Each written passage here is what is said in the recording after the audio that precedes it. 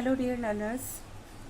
तो आज का जो ये मेरा वीडियो है ये किसी क्लास से रिलेटेड नहीं है, बल्कि मैं जो लैब असिस्टेंट का एग्ज़ाम है उसके लिए अब आने वाले टाइम में हमें क्या बेस्ट स्ट्रैटेजी फॉलो करनी चाहिए और कौन से बेस्ट सोर्सेज हैं बुक्स के, और क्या टाइम टेबल हमें लेकर चलना चाहिए, और भी कुछ जो मुझे लगता है कि इससे रिलेवेंट जो क्वेश्चंस हैं वो मैं आज के इस वीडियो में ले रही हूँ।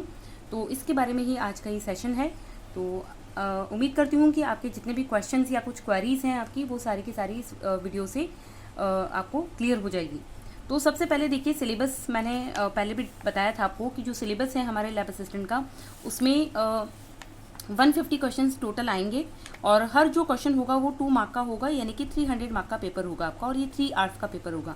ठीक है, इसमें से 50 क्वेश्चंस हमारे राजस्थान जीके के आएंगे, GK in the sense Rajasthan geography और राजस्थान का आर्ट एंड कल्चर दोनों। और जो 100 क्वेश्चंस होंगे वो हमारे सब्जेक्ट के होंगे। तो हम ज्योग्राफी सब्जेक्ट की बात करें तो यहाँ ज्योग्राफी सब्जेक्ट के 100 क्वेश्चंस होंगे।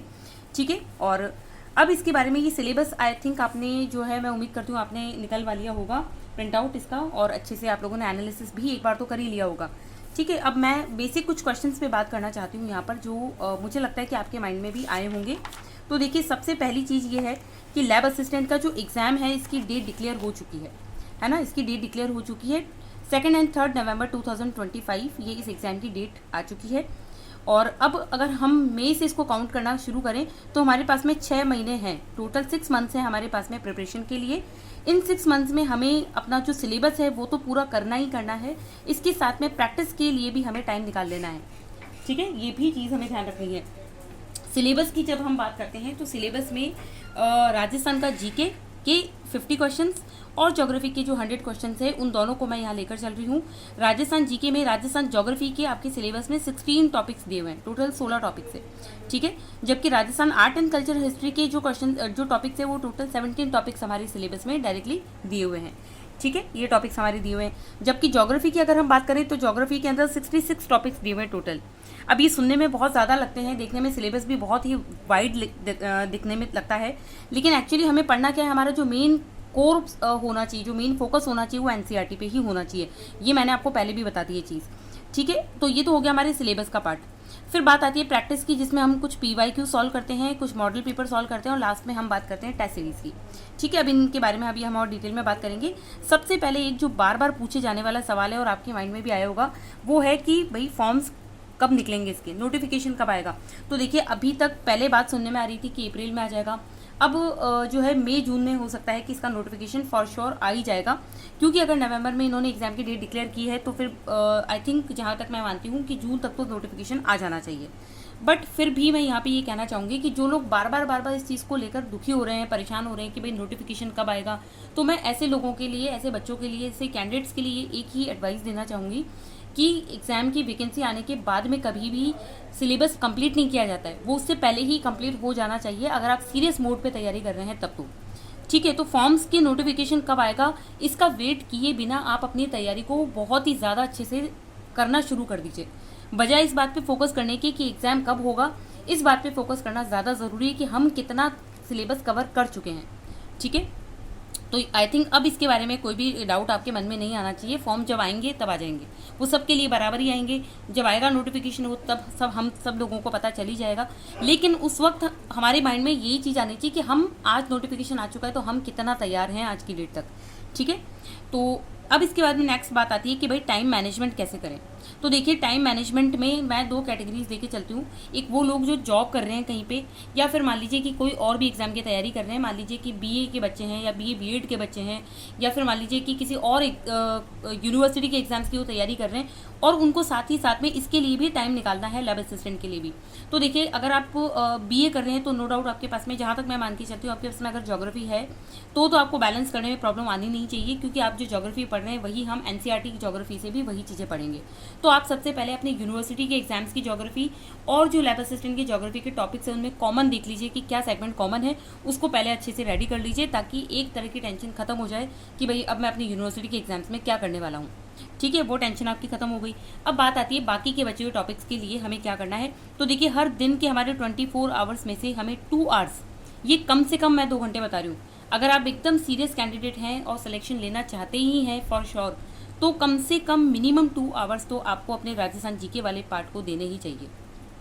ठीक है, बुक्स की अभी मैं बात करूंगी आगे, लेकिन फिलहाल मैं यहाँ पे सिर्फ आपको टाइम की बात बता रही हूँ।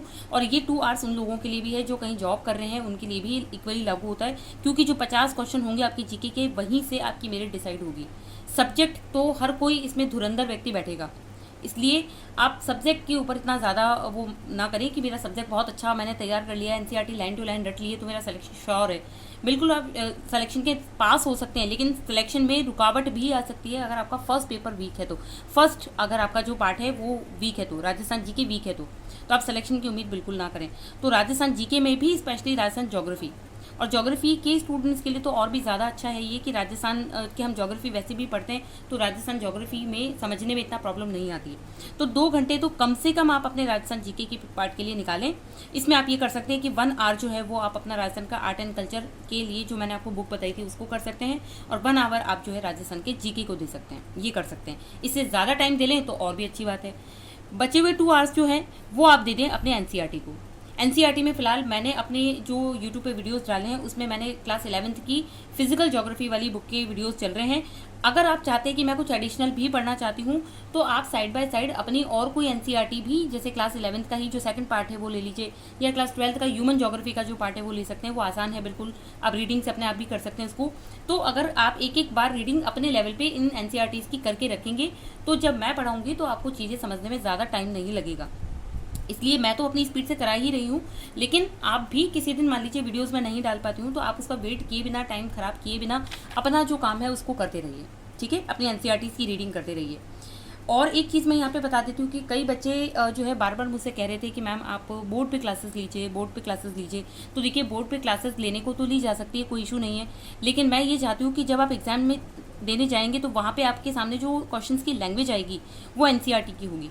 अब आप एनसीईआरटी पढ़ रहे हैं तो आपको अंदाज़ा हो गया होगा कि एनसीईआरटी का लेवल कितना अच्छा दिया हुआ है, उसकी लैंग्वेज बहुत ज़्यादा मतलब डिफ़िकल्ट और हाई लेवल की है। तो उस लैंग्वेज को हमें अपनी हैबिट में लाना है। इसके लिए बहुत ज़रूरी है कि हम लाइन टू लाइन एनसीईआरटी को पढ़ें, बजाय बोर्ड पे मैं आपको समझाऊं अपने लैंग्वेज में, आप मेरी लैंग्वेज के आदी बने। उससे बेटर है कि आप एनसीईआरटी को लाइन टू लाइन समझें और पढ़ें, ताकि आपको उसकी हैबिट हो, क्योंकि एग्जाम में क्वेश्चन जो आएंगे वो एनसीईआरटी से उठ कर आएंगे। ठीक है, तो अब जो है बोर्ड पे क्लासेस लेने वाली जो बात है वो तो ख़त्म हो गई। इसके बाद में आते हैं हम रिवीजन पे।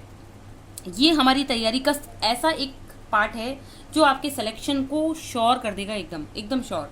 और जो कैंडिडेट रिवीजन बार बार कर रहा है या करता रहा है उसके सिलेक्शन को कोई नहीं रोक सकता। और एक स्टूडेंट वो है जो नई नई चीज़ें पढ़े जा रहा है कि मैं ये बुक भी पढ़ लूँ, वो बुक भी पढ़ लूँ, आज मार्केट में ये बुक आई है मैं ये भी पढ़ लूँ, किसी ने नया चैनल लॉन्च कर दिया, किसी का नया वीडियो अच्छा देखने को मिल गया तो मैं वो देख लूँ। तो ऐसे कैंडिडेट्स जो है वो मल्टीपल सोर्सेज में फंस जाने की वजह से सिलेक्शन नहीं ले पाते हैं। इसलिए रिवीजन के लिए अपने पास में सेलेक्टिव सोर्सेज रखें, केवल सेलेक्टिव, और ट्रस्ट कीजिए जो आप पढ़ रहे हैं उसके ऊपर, वो बहुत ज़रूरी है। ठीक है, फिर अब हम रिवीजन की बात करते हैं। तो देखिए, रिवीजन डेली बेसिस पे, वीकली बेसिस पे और मंथली बेसिस पे, तीनों तरीके से हमें करना है। डेली बेसिस का मतलब है कि आपने जो टॉपिक आज के दिन में पढ़ा है उसको विद इन 24 आवर्स आपको फिर से रिवाइज कर डालना है। फिर से रिवाइज करने में आपको टाइम लगेगा, पहली बार में टाइम लगेगा, दूसरी बार में थोड़ा कम टाइम लगेगा, तीसरी बार में और कम टाइम लगेगा, और चौथी बार में तो आप मुश्किल से आधे घंटे के टॉपिक को 5 या 10 मिनट में रिवाइज कर डालेंगे। तो रिवीजन जो है वो आपकी प्रैक्टिस को एकदम बहुत अच्छा बना देगा। तो डेली रिवीजन तो मस्ट है, एकदम मस्ट है। उसको आप बिल्कुल भी अगर इग्नोर कर रहे हैं तो आप अपने सिलेक्शन में पीछे होते जा रहे हैं। वीकली का मतलब है कि एक वीक के अंदर जो आपने टॉपिक पढ़े हैं उनका 2 बार कम से कम रिवीजन होना चाहिए। यानी कि आप मान लीजिए कोई भी 2 दिन डिसाइड कर लीजिए। सपोज आपने एक संडे डिसाइड कर लिया और एक आपने मान लीजिए कि वेडनेसडे डिसाइड कर लिया। अब वेडनेसडे और संडे इन दोनों दिनों पे आपको और कुछ भी नई चीज़ नहीं पढ़नी है। भले ही आप चाहें तो जीके वाला जो पार्ट है उसमें से कुछ नया पढ़ लीजिए, लेकिन सब्जेक्ट की जहाँ तक बात है तो उसमें इन दोनों दिनों पर केवल और केवल रिविजन कीजिए। पिछले जो 3 दिनों में पढ़ा है उसको उस दिन पर केवल वेडनेसडे के दिन केवल रिविजन करना है। ठीक है, आप अपने हिसाब से कोई से भी 2 दिन डिसाइड कर सकते हैं वीक में। फिर बात आती है मंथली रिवीजन भी बहुत इक्वली इंपॉर्टेंट है, क्योंकि जैसे जैसे हम पढ़ते जाएंगे काम इकट्ठा होता जाएगा। वो उस सबको आप एक तो डेली बेसिस पे रिवाइज कर रहे हैं, वीकली बेसिस पे डिवाइड कर रहे हैं, रिवाइज भी कर रहे हैं। तो मंथली बेसिस पे जब आप रिवाइज करेंगे तो इतना ज़्यादा टाइम आपको नहीं लगेगा उसमें। तो 3 तरीके से हम इस तरीके से अपनी चीज़ों को रिवाइज कर सकते हैं। ठीक है, तो ये बात हो गई। अब इसके बाद में बात करते हैं नेक्स्ट प्रैक्टिस की। ये सबसे एक इम्पॉर्टेंट पार्ट है, लेकिन प्रैक्टिस की बात तब आएगी जब हमारा कोर्स जो है 70-80% ख़त्म हो चुका होगा। उस दिन हम बात करेंगे प्रैक्टिस की। इसके लिए आपको क्या करना है, और उससे पहले भी किया जा सकता है, ऐसी बात नहीं है। उसमें आप देखिए 2 चीज़ें करेंगे। एक तो है PYQ सॉल्व करना, प्रीवियस ईयर के क्वेश्चंस। अब प्रीवियस ईयर के क्वेश्चंस का मतलब है उसमें राजस्थान जीके के क्वेश्चंस भी आ गए पिछले सालों में हुए और ज्योग्राफी के क्वेश्चंस भी आ गए।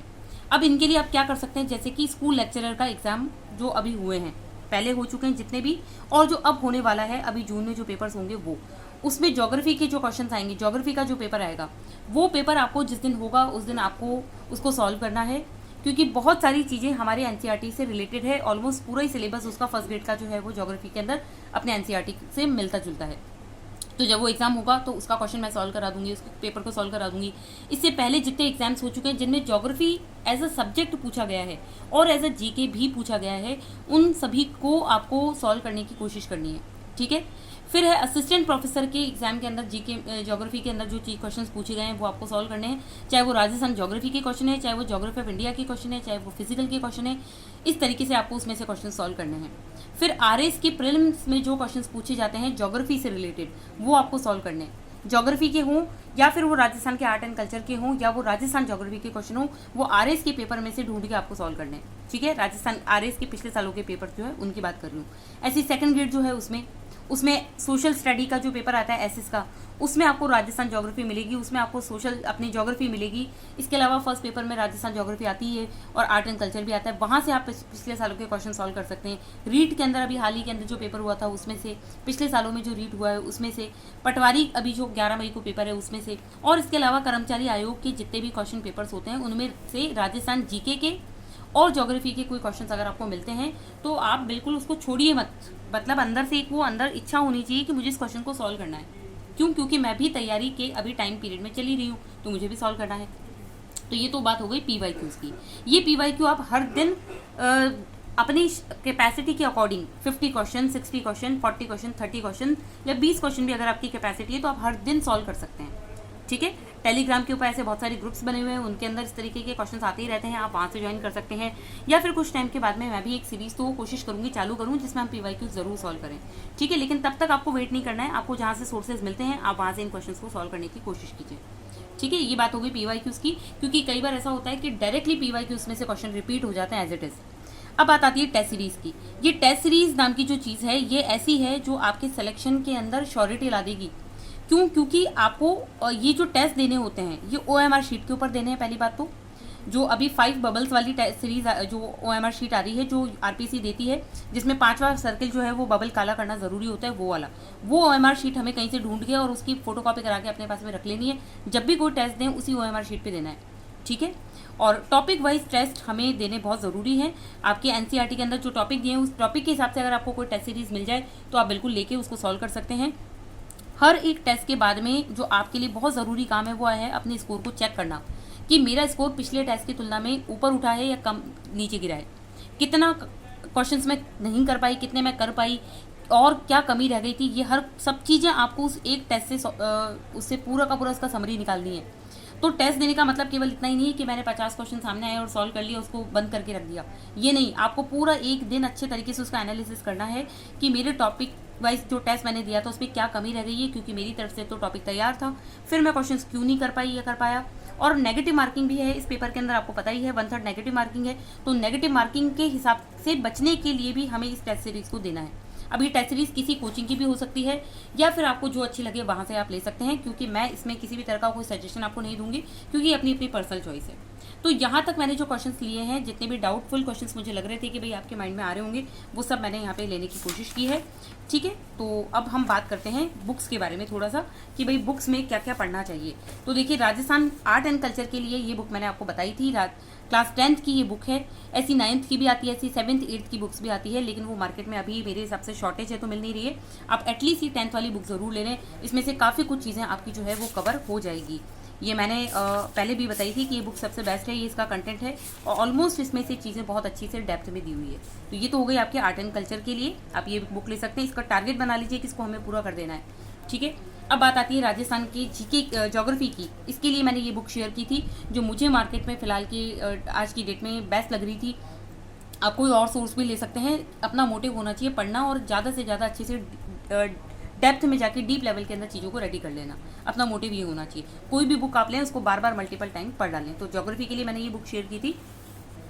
अब बात आती है एनसीईआरटी की। तो एनसीईआरटी के अंदर ज्योग्राफी के अंदर 3 बुक्स है 11th क्लास की, जिसमें से एक बुक है आपकी ये मेरे पास में हिंदी में भी फिलहाल ये है। मैं आप इंग्लिश के अंदर या फिर इसका हो सकता है भी नई बुक आ गई है तो उसका कवर पे चेंज हो गया हो। तो क्लास 11th के लिए आपको इंडिया के फिजिकल एनवायरनमेंट की एक बुक दे रखी है। एक बुक आपकी फिजिकल ज्योग्राफी की है जो अभी हाल फिलहाल मैं पढ़ा ही रही हूँ आपको, और एक बुक है आपके प्रैक्टिकल की क्लास 11th की। ठीक है, 3 बुक्स ये हो गई।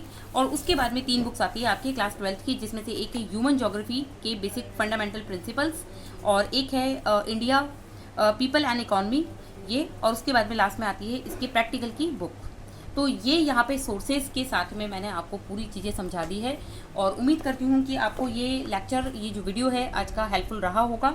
अगर इसके अलावा भी आपके कोई डाउटफुल क्वेश्चंस है तो आप प्लीज़ कमेंट सेक्शन में मुझे बताइएगा। मैं कोशिश करूँगी उसके ऊपर फिर से एक नया वीडियो बनाने की, ताकि जो है हम लोग फिर से मिलें इसके ऊपर और बात करें। और कोई अगर आपका डाउट रहता है तो आप प्लीज़ मुझे ज़रूर से बताइए। उम्मीद करती हूँ आपको लेक्चर अच्छा लगा होगा। तो वीडियो को शेयर कीजिएगा, लाइक करना बिल्कुल ना भूलिए। Thank you.